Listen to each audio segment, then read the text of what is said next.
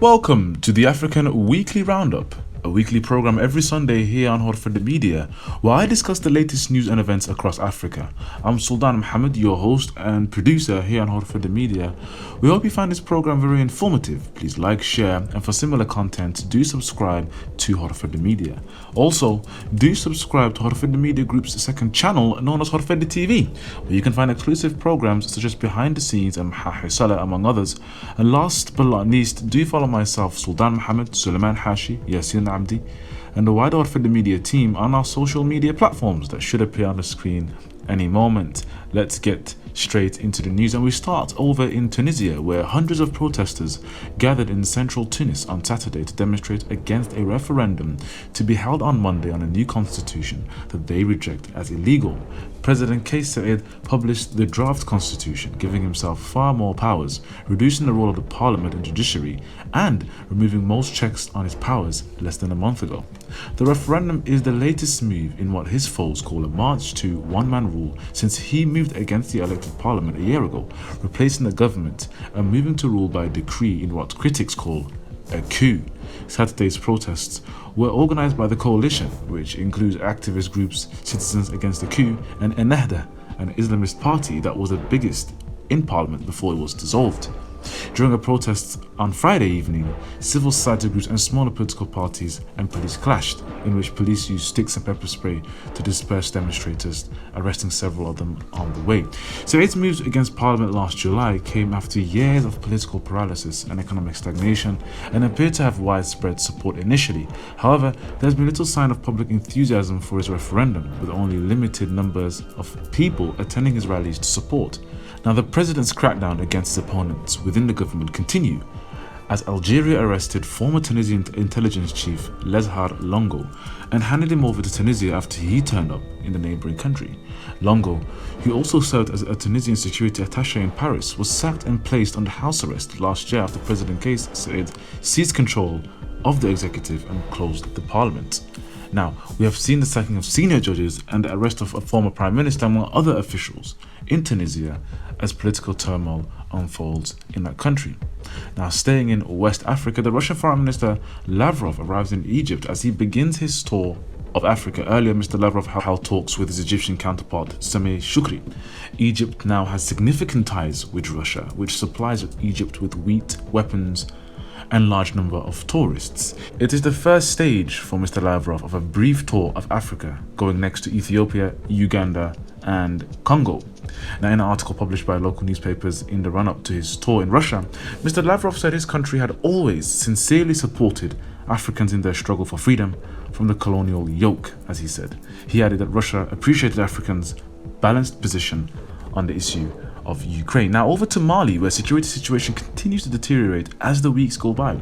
The Al-Qaeda affiliated group Jamaat Nusrat al-Islam al-Muslimin, or JNIM, in Mali claimed responsibility on Saturday for an attack on the country's main military base, which it said was a response to governmental collaboration with Russian mercenaries. Friday's raid on the Kati base, approximately 15 kilometers outside the capital Bamako, killed at least one soldier and represented the first time in Mali's decade-long insurgency conflict that the Islamist militants have hit a military base close to the capital. The raid, carried out using 2 car bombs, also wounded 6 people, while 7 assailants were killed and 8 were arrested, according to Mali's military. The media unit for Al-Qaeda's local affiliate Jamaat al-Nusra al-Islam al-Muslimin said in a statement its Katiba Messina group had carried out the attack. Now, the Malian military has also blamed this group for the attack in a statement on Friday. Now, JNIM stated that a Malian fighter had detonated a car bomb at the base's gate, and then a militant from Burkina Faso detonated another inside the base, allowing additional fighters to enter the camp. It's important to understand here that the militant group has stretched across Burkina Faso, Niger, and Mali, so fighters come from all parts of these different countries. Now, the group did justify the attack by citing the presence in Mali of mercenaries from Russia's Wagner Group, which began supplying hundreds of fighters last year to support the Malian military and has since been accused of human rights violations by human rights groups and local residents, allegedly in participating in massacres of civilians. And the Russian government has acknowledged Wagner personnel are in Mali, but the Malian government has described them as instructors from the Russian military rather than private security contractors. Now, Wagner has no public representation and has, of course, made no comments on accusations of human rights violations. Now, in a separate statement on Saturday, the terrorist group also claimed responsibility for attacks in 5 central and southern Mali towns on Thursday, which the Mali military said had killed 1 soldier and wounded 15. Now, the increase in violence comes after Mali suspended all new rotations of the United Nations peacekeeping mission, including those already scheduled for national security reasons, according to the Malian Foreign Ministry. And the suspension will last until a meeting is held to, and I quote, facilitate the coordination and regulation, end quote, of the rotation of contingents, according to the Malian Foreign Ministry. Egypt became the first country to announce it will temporarily withdraw from the UN peacekeeping mission, citing security concerns due to increased attacks on its personnel. Now, just last week, 3 civilians and 3 law enforcement officers were killed in a separate attack at a checkpoint in the town of Zantigilu, which is about 43 miles from the capital, Bamako. Now, staying in West Africa, a Gambian court has handed down a sentence to the former director of the Gambian oil company following an investigation on corruption charges involving him and 2 other former employees of the state oil firm.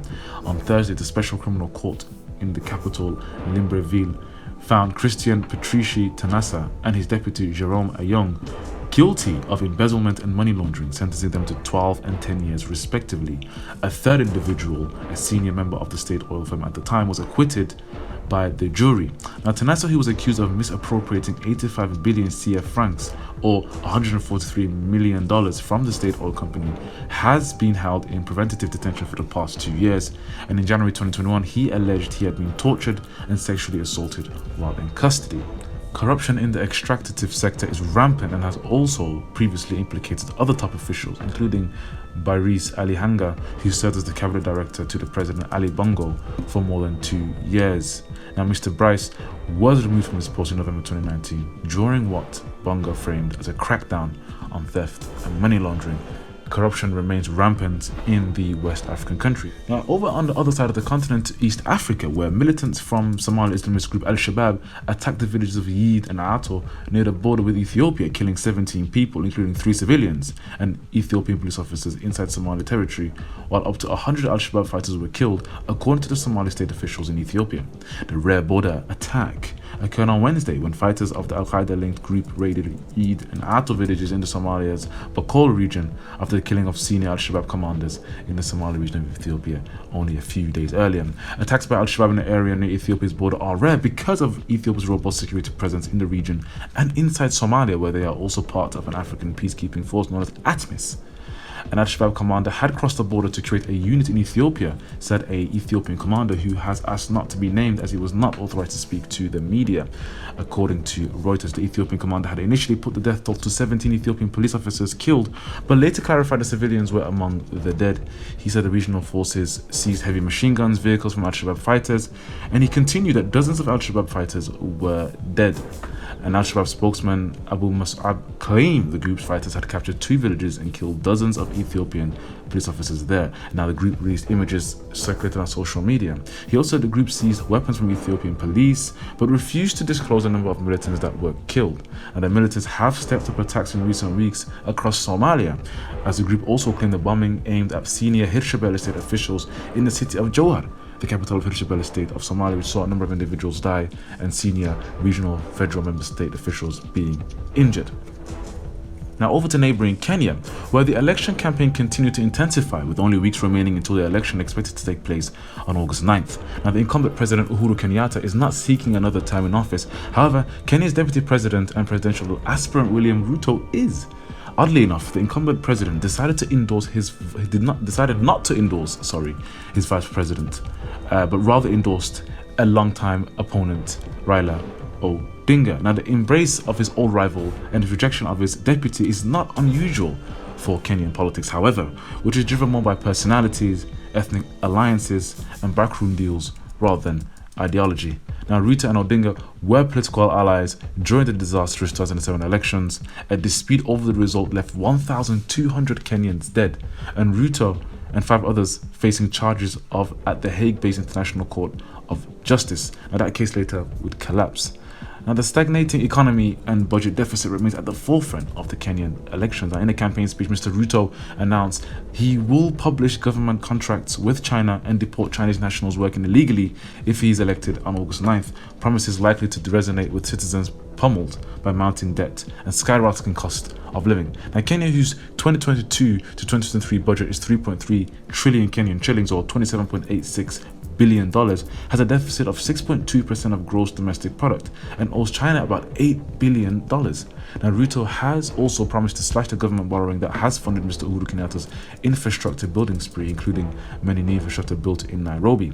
And the contracts are not public, and some Kenyan organizations have lodged court cases to try and force full disclosure of the deals. Now, conversely, in the other camp, Kenyan opposition leader Raila Odinga and his running mate Martha Karua continue their rally. Now, in the central city of Muranga, the pair focused on tackling corruption, a major theme in these elections, in a country where, according to the current president Uhuru Kenyatta, 2 billion Kenyan shillings are lost daily to this corruption plague. The five-time candidate Odinga never reached the presidential seat, but this time around, the 77-year-old veteran politician hopes for a different outcome after picking a female deputy who could become the first female deputy president. Now, a historic and strategic choice that could draw attention of Kenyan female voters who make up half of the registered voters in Kenya. Now, staying in Kenya, 3 Kenyan policemen and an informant were found guilty on Friday for killing in 2016 of a human rights lawyer and 2 others. Now, the court in the capital Nairobi will deliver their sentence at a later date. However, the court acquitted a 4th officer of the charges, citing a lack of evidence. The killing of attorney Willie Kimani, taxi driver Joseph and motorcycle taxi driver Josephat Mwanda sparked days of peaceful demonstrations and a strike by Kenyan lawyers demanding an end to the extrajudicial killings by police that some say are pervasive. Now, the protesters later turned violent when motorcycle taxi drivers set fire to the police station, where 3 victims are believed to have been held before they were killed. Now, police brutality continues to be a problem in Kenya, with some claiming police hit squads targeting alleged criminals and engaging in extrajudicial killings, illegal detention, and other vigilante activity.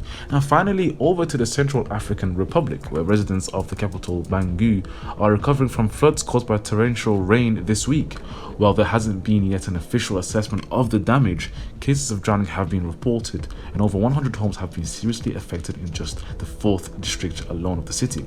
According to a regional newspaper, Bangui International Runway was completely flooded on Friday, causing difficulty for planes to depart. And now local residents have complained about poor infrastructure in the capital. Now, there hasn't been any official assessment or numbers released yet of the catastrophe, but the African Weekly Roundup will provide updates next week whenever the government does decide to release those figures in the Central African Republic. And now that's all the top stories this week on the program. Tune in next week for another weekly update of events across the African continent.